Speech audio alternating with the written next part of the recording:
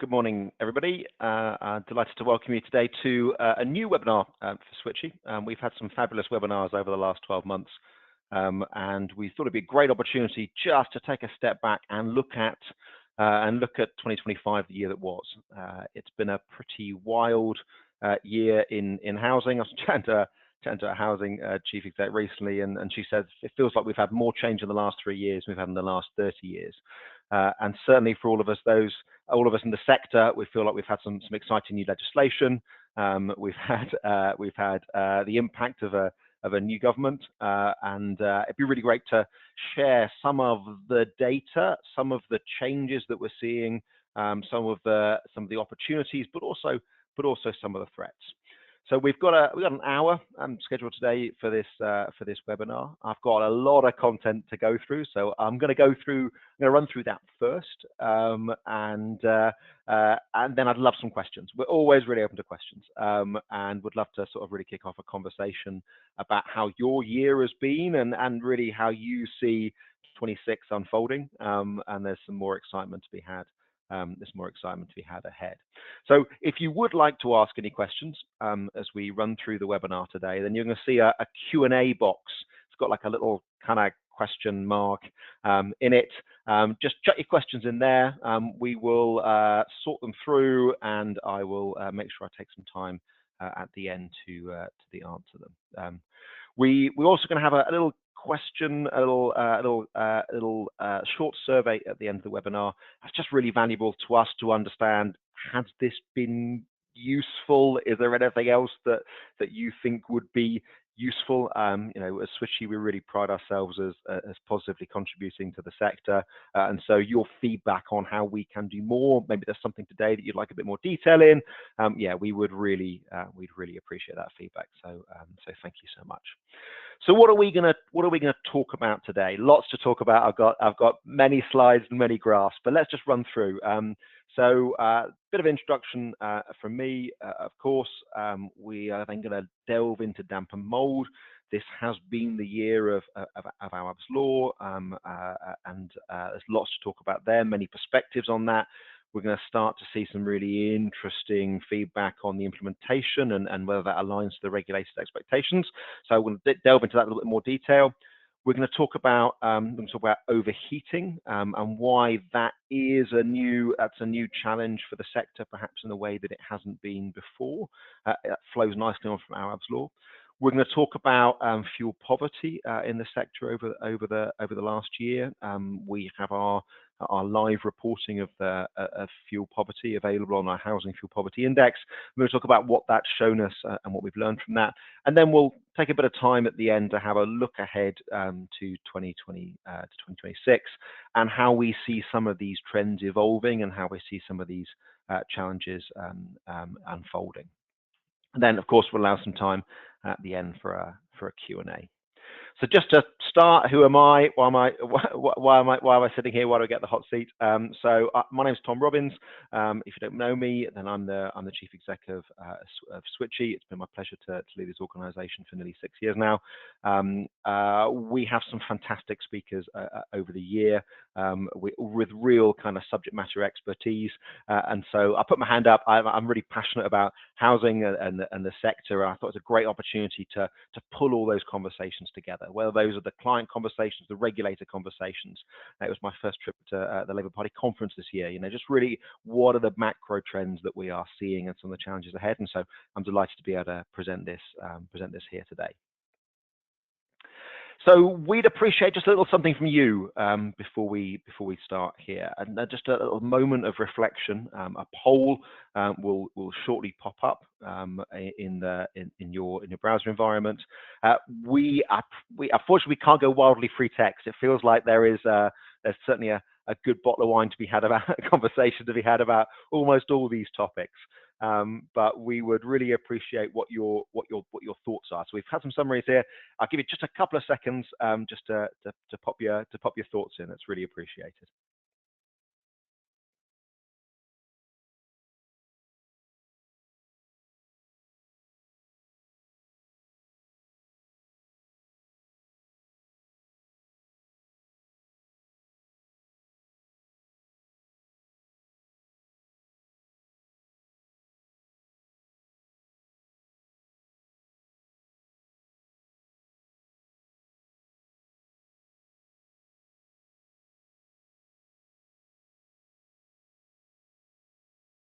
Fabulous. I think we are starting to slow up now on the contribution. So, by way of a summary, then I'm not sure. I think I get these numbers and no one else does. Uh, relatively firmly in the lead here has been rising operational demands and cost pressures. It's been a really interesting year for housing. This is certainly in terms of the budget. We've had the largest allocation of funding to housing that we've seen for some time now. And certainly when you sort of in the conversations in the government departments, the feedback is, hang on, housing's got everything it wanted, right? Housing's got everything it's wanted. Why aren't you happy? Go away and deliver. And I think that in itself is symptomatic of a really a misconception within Parliament, that with one with one policy announcement we can solve what has been 20 years of underfunding. Perhaps there's a strong argument to longer, but we're seeing this continued rise. Interesting, we talk about the feedback we're getting from people on the ground is that the big inflation that we've seen in repairs costs is starting to level off. It's not where it was, so there's no narrative here that repairs costs are back to the prices that they were, but we having seen sort of 40% year-on-year inflation in our repairs costs, those are starting to level off. They're just now consistently really expensive. But the offset then against that being, with this new money coming through, is that money hasn't arrived yet. It's still future money. It's still, the detail of that isn't quite worked out, and so we're seeing this clash between these 2 points and the real pressure there. So that's really great feedback. Yeah, thank you very much.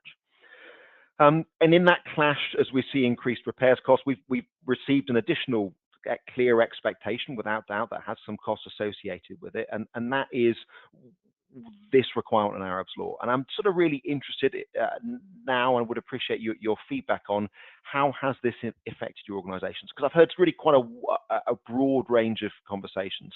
Some people are saying, hang on, we were kind of ahead of the game here. Yeah, it stepped up a bit. There was some awareness, but most of the people that were really gonna get engaged in this have already got engaged. I've had other organisations that have said, whoa, this has been wild. Like, I have doubled my caseload overnight, and that's been quite a challenging experience, even though we thought we were ahead of it. So yeah, really appreciate all your thoughts and your experience on this.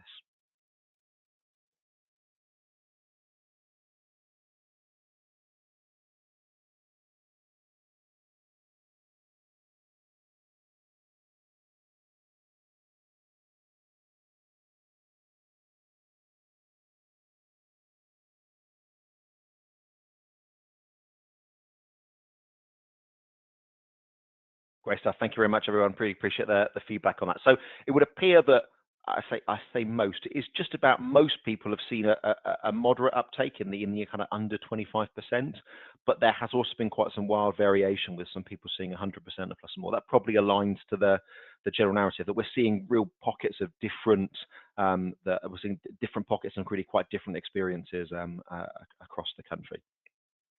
So who are Switchee? I probably have jumped over that, and I hope it's something. But so Switchee exists to improve the quality of lives for people living in rented homes. We're a UK business solely focused on the UK housing market. We work with 120 different housing providers, from very small charity focused with specific aims right the way through to some of the biggest providers in the country. And our belief is that we cannot make the decisions that we need to make in this cost-constrained environment without knowing how homes are performing and how our residents, our tenants, are interacting with those homes. And it's the combination of those two factors that enable us to have an operating model that allocates the limited resources that we have to those that need it most, and not just those that make the most noise, but those that need it most, and that we have visibility of that. So, we're very proud of our B Corp, and we're very proud of our awards from the Environmental Awards. And yes, you can get SAT points for our devices, but it's all about the resident. That's why we exist, and that's why we do what we do. So look, we've been tracking mould for some time now. We've had devices in the field, in homes for knocking on 10 years now, and so it's spotting and seeing those trends evolve with time is a big part of what we do. Over the last couple of years now, we've launched a couple of big iterations to our algorithm. Of course, we think it's the best in the sector, but let me just explain why. That our algorithm is able to do two things that it wasn't able to do before. The first of those things is to not just say that there's a reasonable chance there's going to be mold. We've done that for some time. We've also been able to, for some time, be able to say that there's probably going to be mold coming, that the conditions that mold will thrive in exist inside that property. But what we've seen from the pressure from the sector is to say it's not just that there is mold, but why? Like, what is driving this? If I was to go into this property and do one thing that was going to have the biggest impact, what would that be? And making what is quite a complex bit of algorithmic understanding, making it tangible, accessible, something you can actually go and do something with. And so that was an evolution of our algorithm that we launched about a couple of years ago.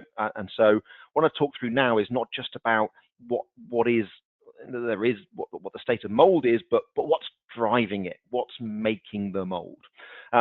The other thing that we are launching now, or that we're beated for last 6 months or so with some of our clients, is about the pace of understanding. For a long time now, being accurate, really focused on us understanding for some time what was going on in a home.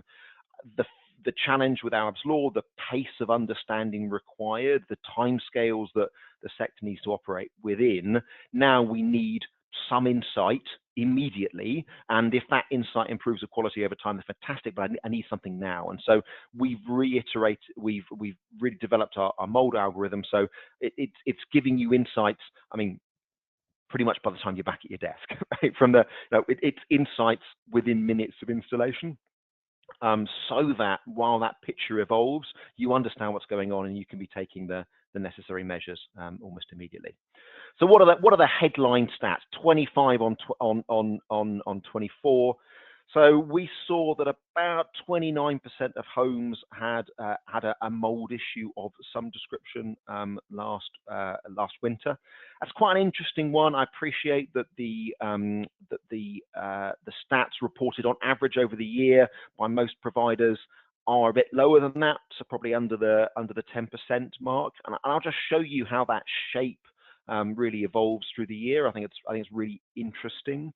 But nonetheless, if you look at any point in the year, the exposure that we have as a sector is pretty high, right? And I think it's higher than is reported.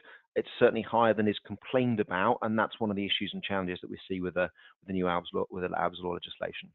How does that compare to last winter? So that's up 9%. Just to be clear, that's not 9 percentage points.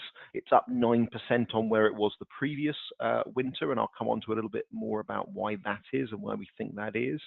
But if we were to extrapolate that across the UK, then there is, with a third of social homes, 1.4 million homes, experiencing mold issues of some description.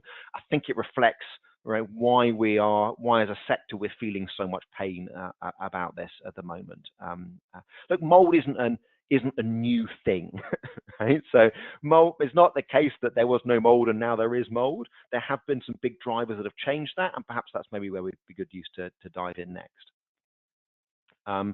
What is driving that? Look, there's no doubt that the weather plays a role in this. That said, the sort of 25 winter wasn't materially different from previous winters. So, we have definitely, there's been years, and we all remember those really bad winters, but this wasn't really one of them. In fact, if anything, it's quite mild. So that increase in mold over the year, we're not seeing that so much driven by the weather. So let's just dive into a bit more of the detail of what we think might be driving this. Right, my first illegible chart. let me just explain what we've got going on here. So along the bottom axes, the x-axis, we have time in months. So each one of these bars is a month of the year. And then on the y-axis, we've got two things that largely give the same picture here. So on the left-hand side, that relates to the bars, we have, this is the sort of the number of high-risk mold cases that our algorithm is identifying. And then the red line, which relates to the right-hand side y-axis, is talking about that as a percentage. And what is this telling us here? This is telling us that there is a massive seasonal impact on mold. Right? I think we all know that. I think we all know that there is a mold season as such. But if we look at that in a real sort of tangible sense here, the summer levels of mold compared to the winter levels of mold, we're talking 10x, right? It is a 10 times more challenging problem during the winter months. And we are seeing that seasonal variability is accelerating, right? And that raises the question as to why is it accelerating? What's driving the challenges here? So let me go to the next level of detail. So your takeaway from this chart is just the massive seasonal variance in the high risk mold environments inside homes. So let me go to a even more illegible chart, but I want to get the messages across here. So that red line that we had on the previous chart is the same red line. So along the bottom, along the x-axis, we've got the chart that we've got in months. In the right-hand side on the x-axis, we've got the percentage of properties, so that flows through. What we've done slightly differently here is we've gone Y. So as a proportion of all cases, Y. What is driving here? And so we're seeing two kind of scenarios. And they're not going to be wildly surprising. And again, I'll go into the next level of detail a bit more shortly. But then we're seeing two major drivers. So typically over the summer months, and obviously into the winter months as well, but predominantly over the summer months, we are seeing that ventilation performance, the ability of the property to remove the moisture, effectively this kind of moisture dwell time, this moisture lag time, we're seeing that 40% of homes with mold issues have some sort of ventilation issue. They're not able to dissipate the moisture that is being created within the property. Whereas that clearly switches in the winter, and we're seeing that underheating issues is by far the largest driver during the colder months. So what I've then taken that data and I've broken that down into this Pareto chart. And on this axis, we have got the driving causes of mold along the bottom. And on the x-axis, we've got the driving causes of mold. And on the y-axis, we've got the percentage of those cases. So what's the biggest thing that's driving this? So our algorithm looks at the performance of the property and says, for the moisture that's being created, is the property able to dissipate it? And if it isn't able to dissipate it, we know it's building up, and therefore we're creating those mold conditions.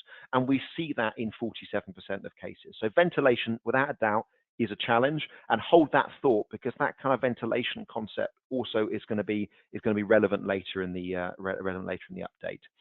So the next biggest thing, 36% of the time, we see that a resident is not heating their property. So, and when I say not heating their property, we know the heating system works. We know that they are heating it at times, but the cycle, the behavior, the interaction with the property is such that they are not heating it to a level that it is creating the conditions that mold will not be able to form, and that's 36% of the time. What's then quite interesting, if you look at some of the next ones down, so 5% is fabric assessment. In that case, we think that the rate at which the property is able to retain heat is driving the mold. The next one down is a boiler check. In this case, the boiler isn't performing in the way that which we expect it to. So when we call for heat, it's not delivering at the right level, and that's causing the cold situation. The welfare check is where people are not using their boiler at all. So 4% of social homes are not engaging with their heating system whatsoever. Further assessment, we're not perfect, we don't know everything. This is the kind of go and have a look bucket. And then finally, the heat pump education. That's where we know there is a heat pump, and that the way that the resident is using the heat pump is not conducive for a consistent warm temperature inside the property. And so either we or working with our clients and partners will have a conversation with the resident and come up with a smarter way of doing it. So if I was to give you a takeaway here, I'd say 47%, the biggest driver without a doubt, the biggest driver of the mold and the increase in mold that we've seen is poor ventilation. The property is not able to dissipate the moisture within it. But 46% is heat related. That's either that the resident is not heating enough, they're not heating at all, that the heating system isn't working correctly, or that the interaction with the heat pump isn't working as expected. So I like a simple message. So if your takeaway from this is we're seeing a 10% increase in mold year on year, about half of that is becoming because of ventilation performance, and about half of that is coming from underheating. And when we look at that seasonality, when we look at that year on year, that underheating has been the predominant driver in the big increases in mold that we've seen over a period of time. There's no doubt there's some challenges with ventilation. I'll come on to that. There's plenty to talk about. But without a doubt, the biggest driver here has been these heat-related challenges and residents not able to, or for whatever reason, for a number of reasons here, not heating their properties to the right level. So energy affordability really being the biggest factor in the change that we've seen. We're a very close partner with National Energy Action, big supporter of the work that they're doing and the impact they're having. One of the things that they report and they're very passionate about is this concept of energy debt in the UK. This is where people have an outstanding balance on their energy bill, and it's a hidden debt as such.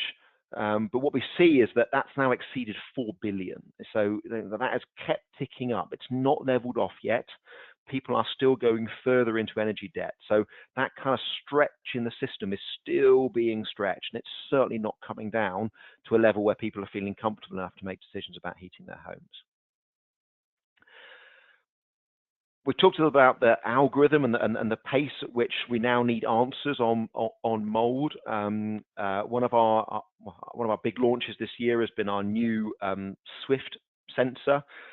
We're very conscious. I was chatting to an asset director, and he said, "Look, Tom, I think I love Switchee, but I can't get an electrician for 3 weeks at the moment. Right? I can't get your devices installed. I need an answer now." And so, we really took that brief and we've launched our product Swift. Swift is a battery powered sensor. It requires no tools to install. It requires no skills. So pretty much anybody, it's a stick it. It's got some stickies on the back.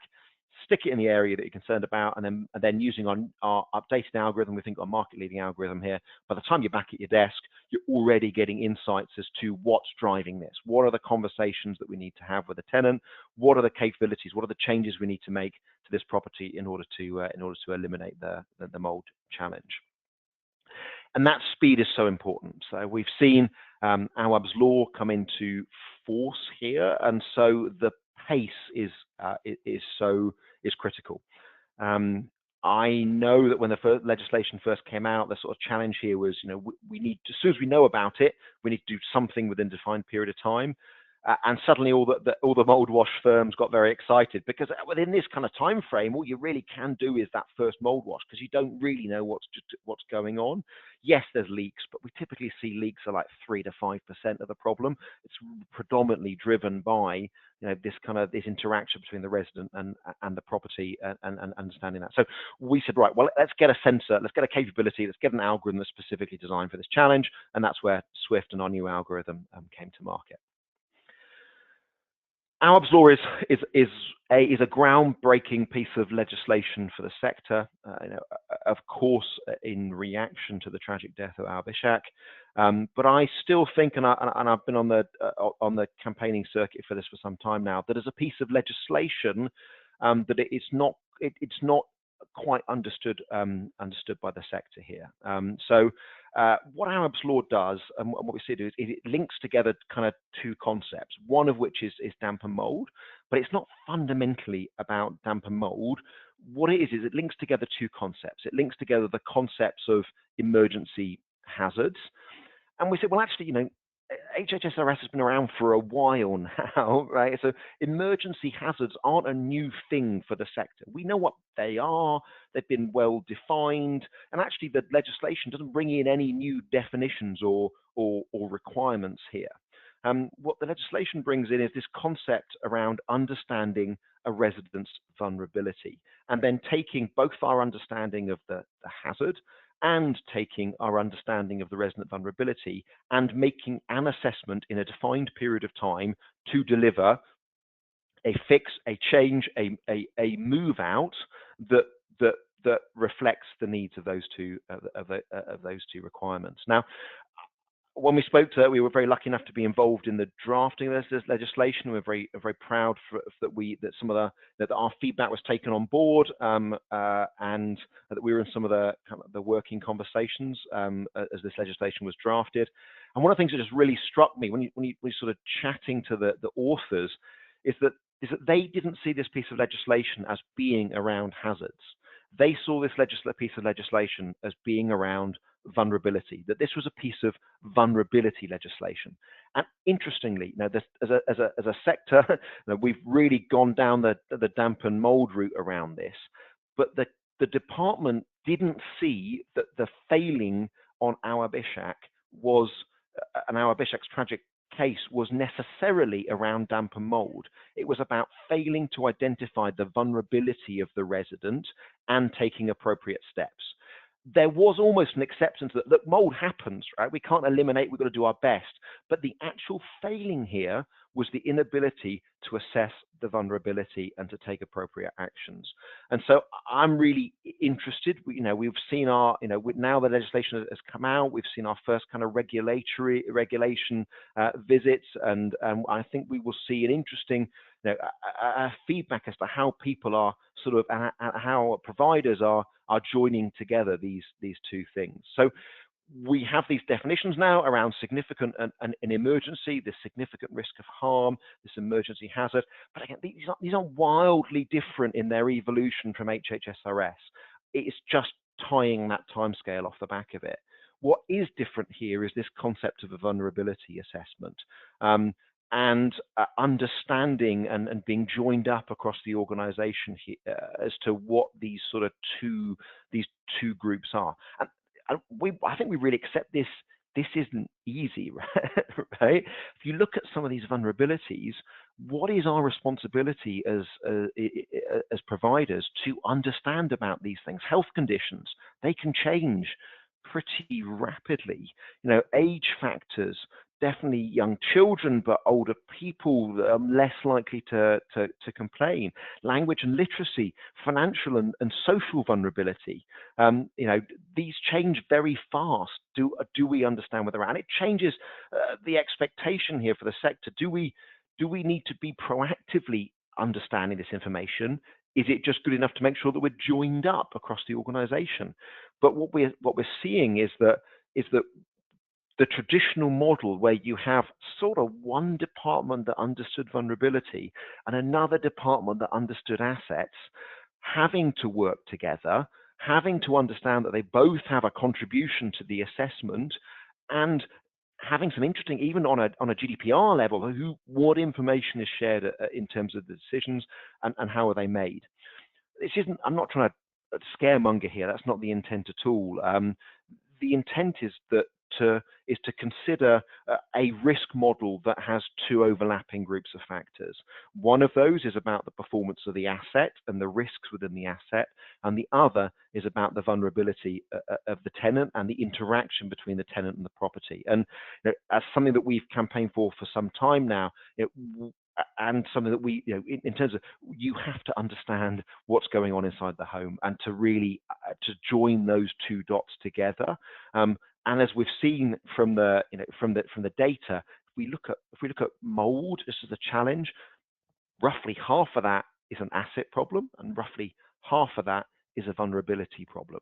And that we can't expect to solve mold by solving either of those two groups. And of course, there are a complex Venn diagram that overlaps across those two things. Somewhat looking ahead then, and I think 26 is really interesting and exciting. The regulation is going to be extended again. So there's a sort of a starter list of stuff that we need to consider within our hazards list. And then there's a secondary list that will be joining us in 2026. And that includes things like excess cold and excess heat. And I'm sorry, just to jump around in my slides here. If we have a responsibility as a sector to mitigate the risk of excess cold and excess heat, taking into account the financial and social vulnerability of our tenants, of our residents, that's social care. Right? We are absolutely across the grey area in terms of expectations when it comes to being a social care provider, and yet, we started this journey potentially as landlords. So this, that overlap here between hazards, between the asset, between the vulnerability is really stretching, well beyond the current brief of what, as a sector, we're expected to know, to do, and to respond to. And has it been budgeted for? I would perhaps not. It's going to be really interesting stretch in our responsibilities and the expectations on us. And there's a whole nother list that coming in 27. So maybe we'll talk about that one. Maybe we'll talk about that one next year. What I would like to segue here into is just this concept of excess cold and excess heat. Fuel poverty is a big challenge, and it has remained a big challenge. I mean, we sort of talk about this idea that Mould has potentially doubled over the last 5 years or so. Now, have assets degraded? Are they twice as bad as they used to be? I mean, there's some challenges, but they're probably not. Has the price of fuel doubled in the last 5 years? Yes, it has, ultimately. And so when we look at fuel poverty and the challenges and now our responsibilities as providers, it's a pretty heady mix, and it's a pretty challenging mix. So our housing fuel poverty index is something that we've been publishing now. This is live today. So as of this morning, 1 in 9 UK social homes are in fuel poverty, and our definition of fuel poverty is that the property is not exceeded 18 degrees while occupied in the last week. I appreciate there's a lot of different definitions out there. We've gone with the NHS definition, which is that under 18 degrees you're in fuel poverty because it's starting to have a negative impact on your health and on your quality of life. But this is a real live problem now, and so as energy prices have remained high, they're not increasing at the rate they were. The joys when we celebrate the inflation is reducing, but still prices are very high here. So with our fuel poverty index, what does that look like year on year? It's not massively changed 23 on 24. We saw a real kick up 21, 22, 23. But if you look at the stats year on year, taken as average over the period for our fuel poverty index, it's largely been the same. And I think if you look at fuel prices, they've come down a little bit, but they have largely remained the same over the period. And without a doubt, we see a direct correlation. So this is our housing fuel poverty index.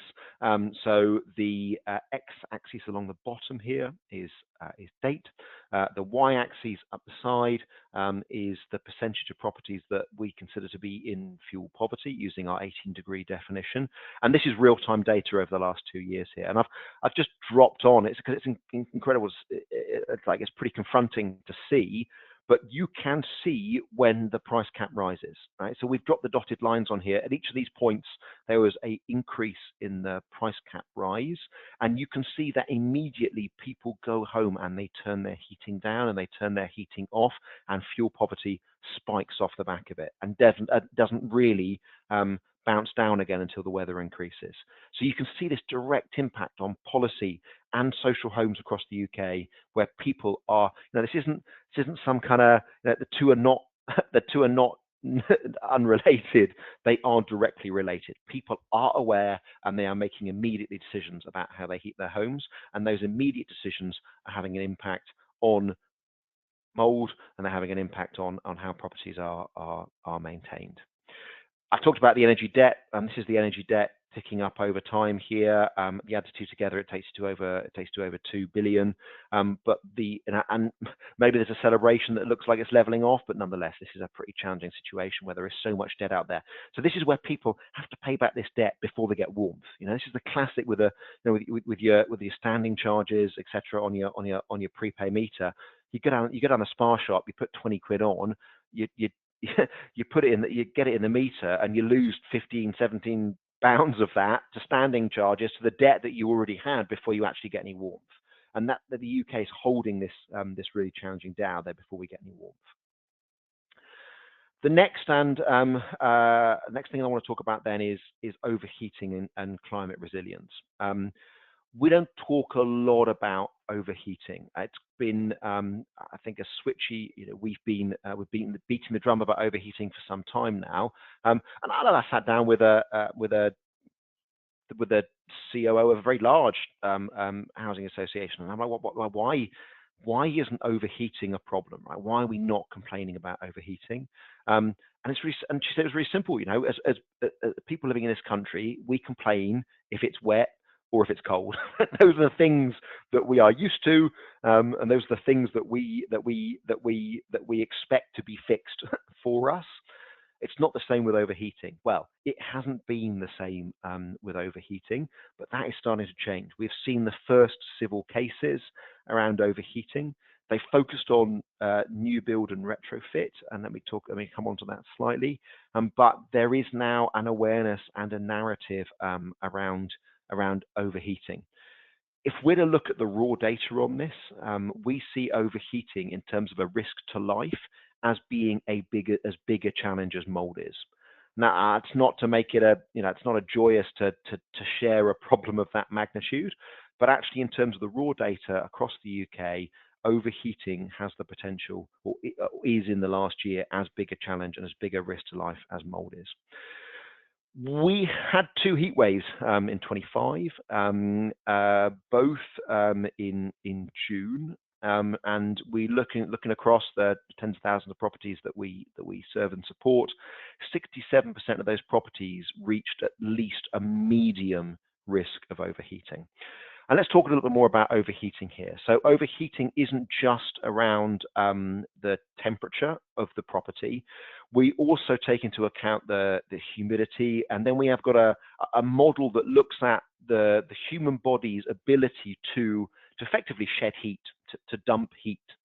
And as the temperature gets hotter and hotter and hotter, and certainly once it goes over 37 degrees, although it does depend on the humidity conditions in the property, your body is unable to lose heat by sweating. So up to 37 degrees, your body will lose heat sweating, and you need to be able to drink enough fluid, but you can typically manage your heat temperature. Once it gets over 37 degrees, you essentially, that sweating makes you warmer, and you become at risk of heat stroke. I don't know if anyone's had a classic kind of Turkey package holiday, but you get out of the swimming pool and you feel warmer. You're like, that is so weird. I'm used to getting out of the pool and feeling colder.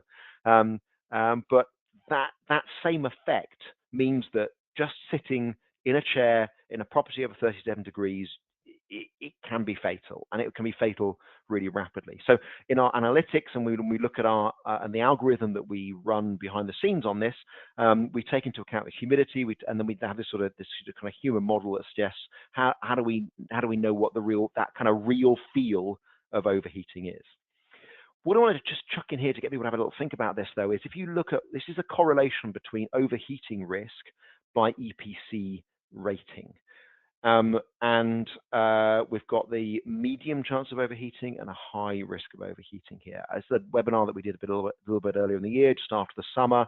But what you can see here is that there is a correlation between better energy retention or better heat retention in properties, leading to a greater risk of overheating. And again, as Brits, we've got homes that have been designed to be dry and to be warm, they are not necessarily designed for these situations. And so looking at that EPC score, we're seeing that better energy efficiency in homes is leading to a higher risk of overheating. If you were to plot that in terms of age of property, unsurprisingly, you see a relatively similar trend. So older properties, which are a little bit more naturally ventilating, porous, perhaps, we see that they're lower chance of heat risk, whereas that chance of heat risk is substantially higher in modern buildings.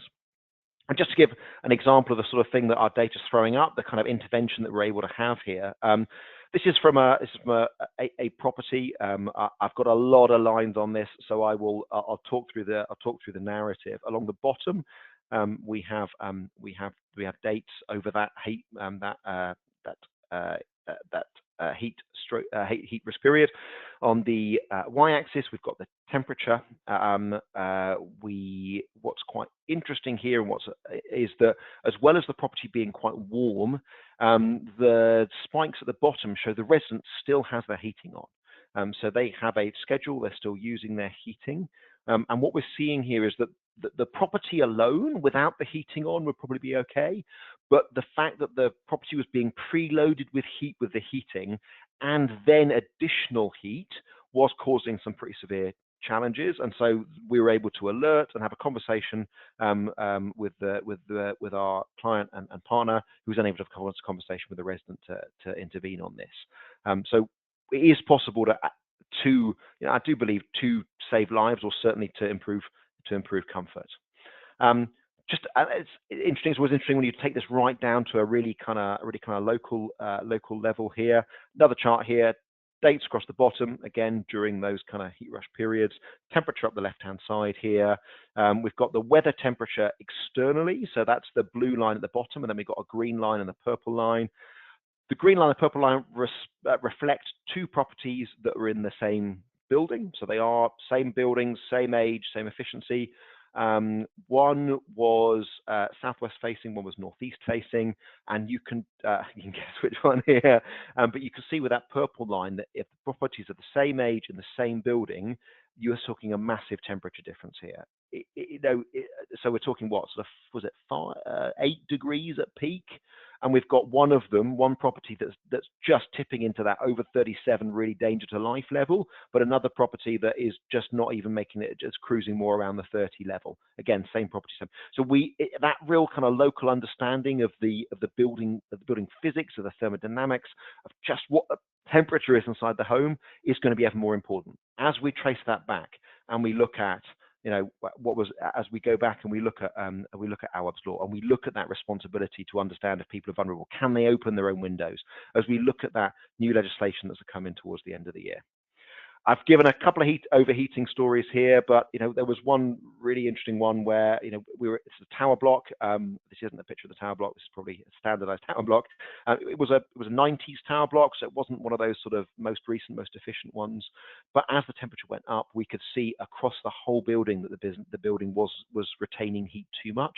That data was used to get some funding, and some additional ventilation was installed that enabled those tenants to have a much more comfortable summer next year. And you've got the evidence that is able to build the business case, that is able to have that kind of conversation. Right, so that's my looking backwards, and we'll come on to the Q&A in a second. If we then look forwards, right, what does 26 look like? Well, we were treated to the ounce. If you haven't seen it already, we are going to have a new ombudsman. So our Richard Blakeway announced his departure yesterday. This is the same time that we're having a new head of our regulator, so that job's up for grabs as well. 2 exciting jobs. Please do apply. All available online. But that's going to be a big change to the sector. We have had, whether we like it or not, whether we disagree or agree with how the regulation and those two parties have worked together, it has been a period of some stability. And so there's an interesting case where we will have both of those new roles will be filled in the year. And that, I think, does, for all of us, leads to some risk into how this new legislation will be interpreted. What am I particularly looking at this stage? I think we're really interested to see how the first inspections post Awaab's law feed back. How is the regulator interpreting this? What does good look like? There was a lot of fear around the C1 coming out, but actually it was relatively pragmatically regulated, and so people were getting C1s, and I use their own language, for getting the basics right. It wasn't exceptional to be a C1. It's going to be very interesting to see how these first feedback, how performance against Awaab's law, understanding of vulnerability, understanding and management of the risks and the hazards reflects into, does it hit the G's? Does it hit the V's? I don't know. And that's going to be quite interesting, and that will set the pace for all of us as to how we interpret this legislation. And then when we look ahead to the additional hazard categories that we're going to see joining us towards the end of the year, that's going to be pretty interesting too. How can we be best prepared for those as the expectation of housing moves ever more towards this kind of sort of social care kind of management and kind of capabilities. That's going to be quite interesting, without a doubt. Energy prices, the world is not it's not the stability that we would like, perhaps even the stability that we've been used to for a period of time. And so it is still possible that there will be shock energy price changes.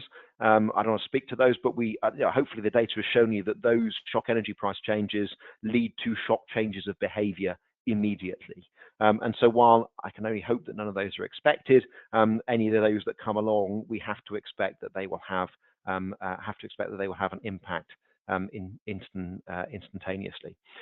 We did have a couple of heat waves last year, but actually I think those heat waves were not exceptional. I think the last crazy heat wave we had was 21. That was crazy. That was up into the 40s.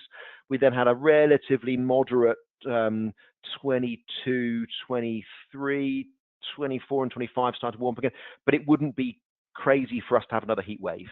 And with Awaab's law in place now and some of the expectation we have, I think that heating and overheating will become a much bigger conversation.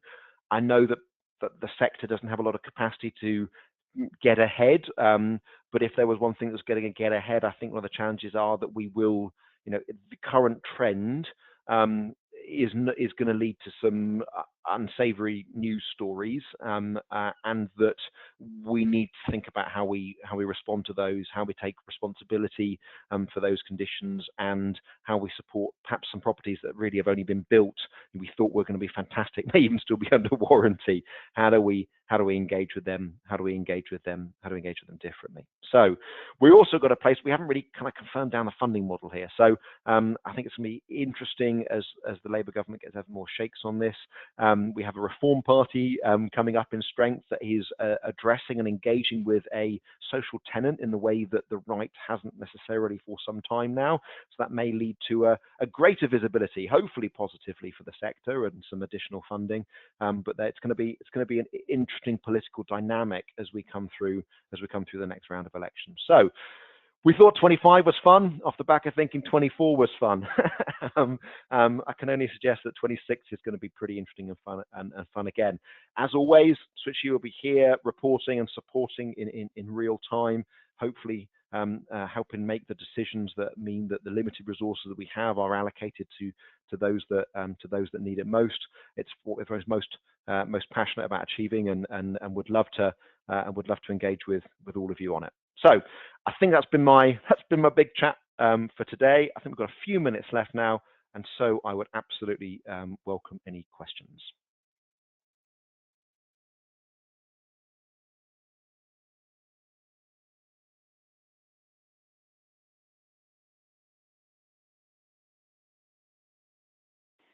So our first question here is any data available to see what impact is of installing ventilation systems, and is mold occurrence reduced? So I'll talk about that sort of 47% that is ventilation related. We have found that in most conversations when we've gone out, when our partners and clients have engaged with residents, is that there is typically a ventilation solution in the property that isn't working either as expected or as intended. Whether that's the trickle vents have been painted over many years ago, whether that's the extractor fan is no longer working or perhaps been deactivated. So the core natural expected ventilation, and that's just fixing that can have a very positive impact quickly. There are further ventilation solutions, and certainly, if you look at the way that, that fans and extractor fans have evolved over the last 10 years, I'm very proud of our partnership with Ventaxia and the team there. They've got fantastic fans, and the ability to use sensors to be constantly reacting to the situation, so that the spikes spikes of moisture are removed quickly. We're seeing that's having a really positive impact. There is a broader question. I don't know if anyone saw the Peter Apps article that came out this week. There's a broader question around things like positive pressure ventilation systems.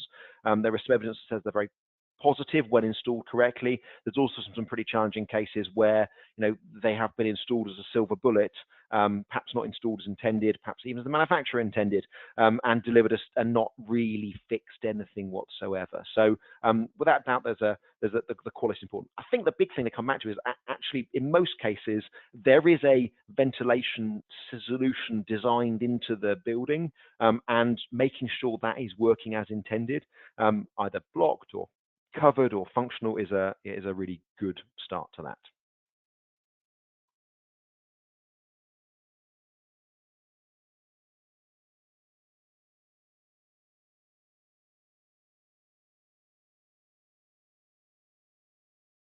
So next question then. So I've got a question about, is overheating affected more by urban heat islands or by property design? Are there new designs likely to create greater challenges in future? Without a doubt, urban heat islands do exist, and a bit like high rises were more of a challenge for some providers than others. Urban heat islands will be more of a challenge for some providers than others. On the whole, that is largely just stressing the system more. In terms of the problems that we're seeing, that are they're less around urban heat islands and they're more around property design. And so at the moment, the cases that are coming forward are typically properties that have either been retrofitted or that have been designed in a certain way, and that the heat is not being extracted as intended. I think that's the tip of the iceberg, and that as temperatures rise and as awareness rises, that we will see more heat islands. But at the moment, the complaints are coming through or being addressed, and certainly some of the things that have made it to civil courts have been around specific properties. And most of our customers are like, oh yeah, there is that block that is just a bit of a problem, and we need to understand it better. I think over time that will evolve to heat islands, but at the moment it's predominantly specific properties in specific places.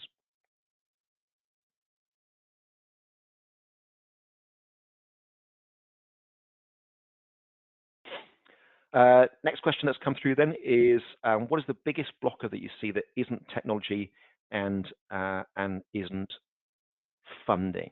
Look, the challenge that we're seeing at the moment is 30 years of underinvestment in the sector, and that's led to repeated salami slicing, and that salami slicing has been cutting it back across the board. And what that salami slicing has done is, the innovation teams of old are long gone here, and we're now down to a place where we have just about enough to do what we need to do, and now we're being asked to do more. It's the classic: we've got to change the wings as we're flying along. I think we're now being asked to change the engines at the same time. I think and I have been asked this a number of times, I think that there are two main challenges in the sector, and they are related, and they really come down to capabilities and skills. I don't think that we have enough people with transformation capabilities in the sector. If we were to go, can you think of one fantastic transformation program? It's challenging. We largely have optimized the operating model, but no one's changed that operating model for some time now, and we don't have that proven transformation. This is how we do it. Yeah, we've changed housing management systems, but that's not transformation in terms of moving from being reactive to being proactive. The second piece really is around data literacy. We have a huge amount of data in the sector, but we are not alone as a sector having a huge amount of data. That's not, I don't think that housing has any more data particularly than any other sector. What I think we really lack is the data literacy to do something with it. Data literacy has not been something that we've recruited for on our graduate schemes. It has not been something that we have promoted people for. It has not been something that has been celebrated. That will take some time, arguably a generation to catch up with. And I know there are some fantastic teams out there and some amazing younger grads that are really challenging the status quo. We had a fantastic, I think the team at Riverside, for example, phenomenal. But it will take time for this to flow through. It will take time for those data-led graduates to have senior positions in the business. And how will we fill the gap between now and then? I think there's a real opportunity for AI here. An AI not in the context of AI serving customers, but actually AI serving us as operators, and actually AI doing the legwork of putting together these data sets, of turning it into a language that is usable and is conversational, and actually something that we're going to be sort of beatering, and something we've got in dev at the moment is taking some of that learning around what the cause of mold is and turning it into a conversation. So turning it into, I'm visiting number 27, what should I know? ? And a natural language that says, great, they don't heat it very often, they're not there very often. You actually just turn it into a real world thing that you can action on. So I think the big challenges are skills, the transformation skills, I think the data literacy skills. I don't think transformation can be replaced with AI, but I do think that the data literacy piece there's a real opportunity for AI there to help us to jump ahead. How can the sector? Okay, great question. Thank you. How can the sector move faster without increasing increasing risk? So firstly, I think we need to talk about risk differently. I think that we've done a lot of work on engaging with asset risk, and I think we understand when it was built and what was going on here. When it was built, what it's made of, what's the chance of leakage and problems like that stuff. What I don't think we do is we don't have enough of a conversation around resident risk, about understanding the needs of residents. And we have for some time had this one-size-fits-all approach, and actually one size doesn't fit all. In fact, it might not fit anybody. And so I think we need to accept that 80% of our residents can be handled in one way, but 20% of our residents need to be handled differently. They need more. They need more support, and that we can have different systems and processes that address their needs, that will both be proactive and eliminate future costs, but also give a much better resident experience and a much better team experience as well. Look, thank you so much for your questions. We are on the close now. It's been a pleasure to do this. If this was useful and valuable, we'd love to do it again. If not, let us know, and we absolutely won't do it. I've got to plug our next webinar in February. Of course, you'll get the information about that. But we would love you to join us. And thank you very much indeed for joining us today. Cheerio.